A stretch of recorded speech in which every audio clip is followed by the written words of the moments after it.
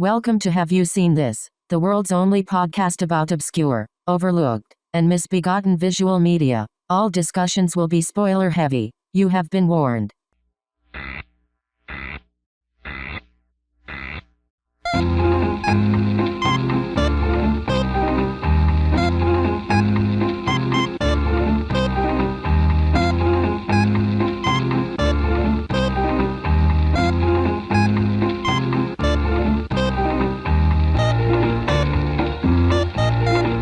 Welcome to Have You Seen This? It's Jen. And Tim. Reluctantly. And we have an auspicious occasion for you. And we have a special guest. I hope that you're all ready to be cush-bombed.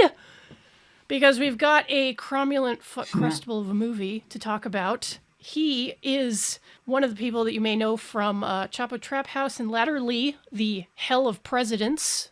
Very good podcast that I've been getting caught up on. He's a high priest and a grill master. It's Matt Christman. Matt, thank you for coming on. Thank you for having me. And thank you for having me to talk about one of the most formative films of my childhood. And honestly, one of the greatest American films of the latter half of the 20th century. The great thing about, good comedy is that it's relatable, It's a Yes. universal story. Yes. And that's the thing about Dan Aykroyd, is that he has the sensibility of an everyman. Yes, the profoundly autistic, wealthy comedian who believes that aliens and ghosts are real. I know I relate to him. Look, once you start shilling vodka served in a crystal skull, I think everyone goes, yeah, that guy's on the level. That bottle is pretty sick. Right, yeah, see? He knows his audience. And also, it imparts magnetic resonances and frequencies into the vodka that give it healing and, in fact, telepathic properties. Oh, shoot, I've been drinking regular vodka like a chump this whole time. Like an absolute idiot. Yeah. I've been just guzzling Popov and killing my brain cells, but I could be reinforcing them and boosting them and gaining telepathic powers. Yeah, that's the thing, is that regular vodka kills brain cells. The Crystal Skull vodka actually increases the number of brain cells you have. And you know what? If you drink it, you don't have to get the vaccine. FDA has signed off on that. Yeah, The that secret is shadow direct from FDA Fauci. has. Yeah, no, Aykroyd is personal friends with Dr. Fauci. This is on the level. You can definitely trust it. But I get all my news from podcasts, too. Yeah. My health information. Yeah, you got to do your own research. And that is why we're talking about something very important tonight. And I know some of you who are longtime listeners of Have You Seen This are saying, but Jen, you already talked about 1991's Nothing But Trouble, Dan Aykroyd's sole directorial effort, on an earlier episode with Mike, a.k.a. The Internet's lovable Bitter Corella. Yeah, and it is. Well, I'm like, shut up, I know what I'm doing. Yeah. Shut up, Tim, I know what I'm doing. I don't think you do. So, yeah, this is Aykroyd's one and done. He'd reached the pinnacle of directorial, self-expression. And after that, it's like, where do you go from here? There's Right, nothing left. No more worlds to conquer. He was Alexander at the Ganges, truly. There were no more worlds to conquer. And so the reason that I asked Matt on, in spite of already having done an episode on this movie, is because in addition to Mike, friend of the show and frequent guest, Matt was the only other person that I had ever seen who didn't just seem to like this movie as, a guilty pleasure. Yeah, well, he didn't seem to like it as merely a guilty pleasure of any of that weak sauce bullshit. He seemed like he was really into Nothing But Trouble, but I was like, I don't think I've ever heard Matt explicate what is so great about it. And as it happens, this year, at the end of October, they released a new Blu-ray restoration of Nothing But Trouble. So I got a copy, I watched the bonus features, and dropped a DM to Matt and said, Matt, can you explain this fucking movie to the rest of us? He said, Matt, you are right. Please bring the gospel down from wherever the hell podunk town this takes place in. It's Valkenvania. Thank you very much. Okay, yeah, my mistake. Already dropping knowledge. I'm very curious. I do not have a Blu-ray player. I'm very curious as to what the bonus features are. What's in there? Yeah, I mean, I was HD DVD all the way, and I'm sticking to it. So I don't have a Blu-ray player either. That is such a Tim thing. Like, No, what yeah. what version of iOS do you have right now, Tim? Is it like 8? Once I saw the garbage that was 7, I said I'm not updating. 6 for life. 6 is the best iOS version, along with macOS 10.13.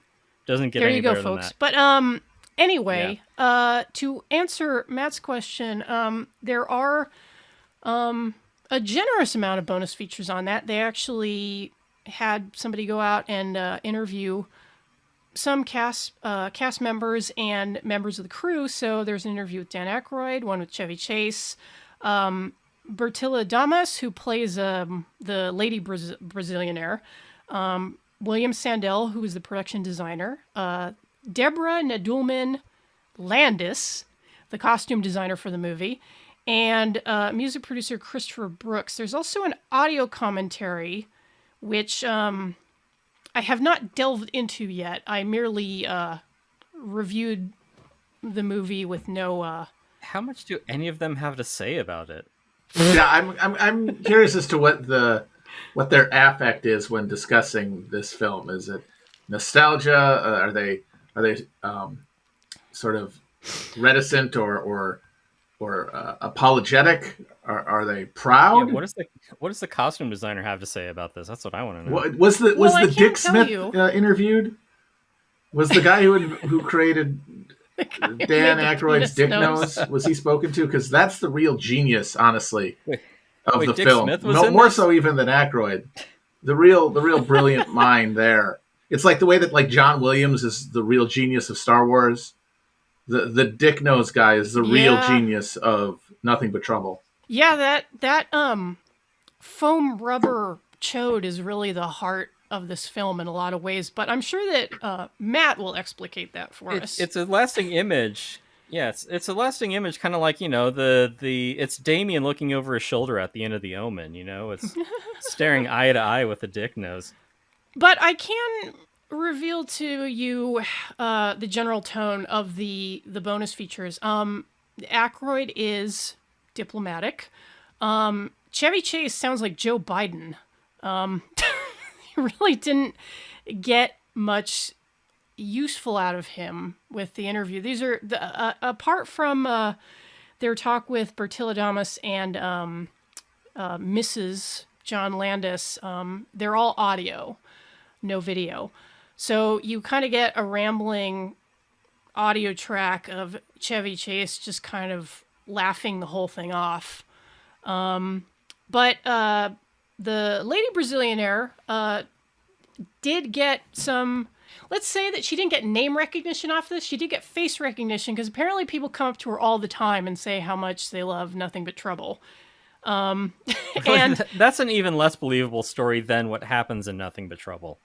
Hey man, you take what you can get in Hollywood. But there were a few interesting reminiscences from the crew members, because I think that they brought a lot of the positive aspects to this movie, because while it is based on a story that Dan Aykroyd kicked around with his brother, and he did have kind of this weird vision, really probably the top award goes to the production design for making this movie interesting at all. They put an incredible amount of work into it. There was a lot of junk that they hauled to make the sets happen. Something which I don't even know if they do things on that scale anymore in this age of CGI. I think they learned their lesson from this. I mean, it is one of the, dare I say it, pleasures of the movie is just how fucking insane the production design is and the sets. And it is a singular vision, and I think we're all fortunate for that.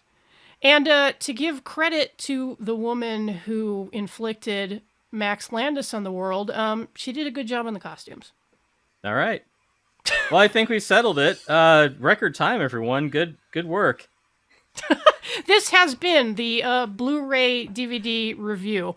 Matt, I'm very interested to hear from you your explication of Nothing But Trouble, because I've seen you talk about it on Twitter. I think I've even seen you talk to a friend of the show, Mike, aka Bitter Corella, about it, since you guys are stans of the movie. So if you could kind of give us like what your your overriding idea of the film is, because it's I mean, when you watch it, it's something. I mean, it's a lot of things. It's one insane Canadian man's vision, at least an approximation of his vision. One of the frustrating things about Nothing But Trouble is knowing that, like many of Dan Aykroyd's screenplays, it was originally much more baroque and lavish in conception, but was carved down by the drudges, by the rule-bound Dundridges who cut checks in Hollywood, much the same way that they stripped it for parts. Yeah, exactly. In much the same way that his 8-hour sci-fi epic Ghostbusters screenplay was turned into some gibberish about essentially exterminators in contemporary Manhattan. Fighting the EPA, the evil Environmental Protection Agency. What might have been. So you've got that, and you've got the fact that Aykroyd is clearly gravitates towards the grotesque and the horrific, but unlike many directors who we associate with those aesthetics, like, say, David Cronenberg, he seems to think that it's actually hilarious, which is such a unique perspective that it makes the entire thing fascinating, because this is an ostensible comedy. And you really do have to remind yourself of that when the judge takes his nose off, for example, and you see his horrifying open skull. Of course, one of the more revolting moments in cinema history, when Bobo and Little Devil are revealed for the first time, just these slick, grime-covered human turds, essentially. Jiggling infants. Wearing diapers, which are clearly just sagging and filled. But then you also have like genuine moments of whimsy, like the Bone Stripper, Mr. Bone Stripper, and the theme song that Mr. Bone Stripper has. But I think so. Yes, I think co-written by Ted Nugent, I believe. Makes sense. Yeah. So you have that. You just have like the singularity of the vision of Aykroyd, but then just as a thematic thing, it's fascinating, especially to look back now, 30 years later, and see this film as a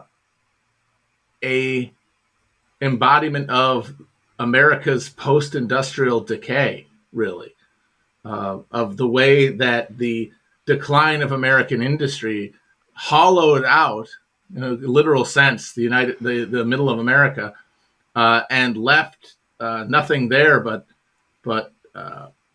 trouble. Yes, and grotesques and horrors, and a seeping sort of quasi-medieval savagery that is slowly reaching its tendrils across the nation now. Oh, I'm so sorry we had to cut you off there, because the episode gets really good right after that. Why don't you hop on over to patreon.com/haveyouseentthis, and for just a couple of bucks every month you get the rest of this episode, plus another bonus episode that all the plebes don't even have access to. It gets really dirty.